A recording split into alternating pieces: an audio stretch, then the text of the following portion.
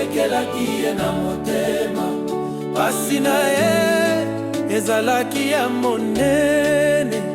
Kozanga mwana ezali eloko ya petete, zanga atalipa kozanga te mwana mama.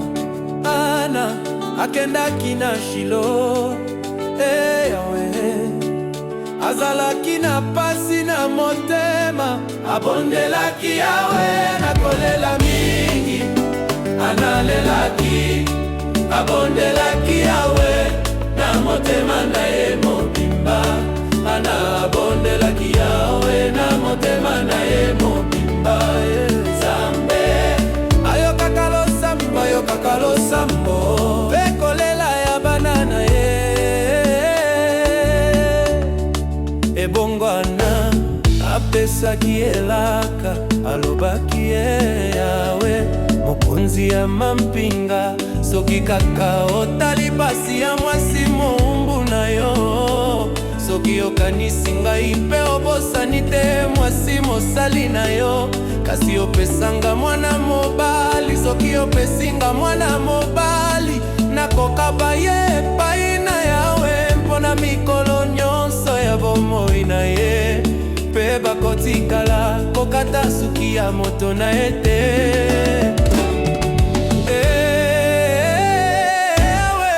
Pasi anelekelaki ye na motema, pasi na ye ezalaki ya monene.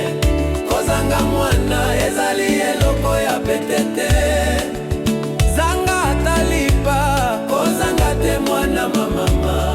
Ana akendaki na Shilo, Yawe azalaki na pasi na motema, abondelaki Yawe na kolela mingi. Analelaki Yawe, abondelaki Yawe na motema na ye mobimba.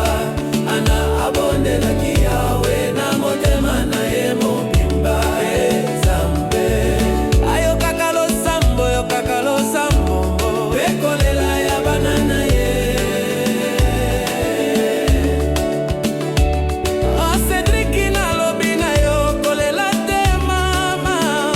Nzambe ayoki losambo na yo, tokoti mingi losambo. Nzambe amoni pasi na yo, tokoti mingi bazamba. Nzambe amoni pasi na yo, tomati mingi kawama.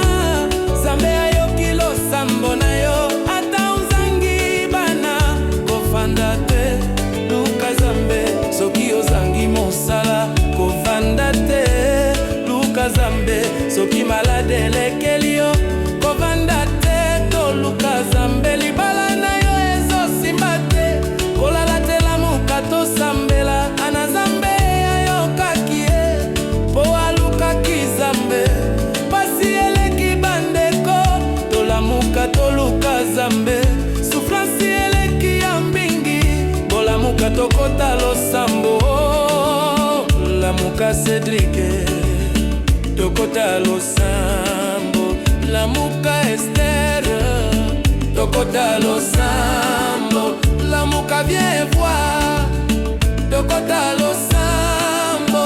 Église Parole Éternelle tokota losambo. Nouvelle cité de David tokota losambo.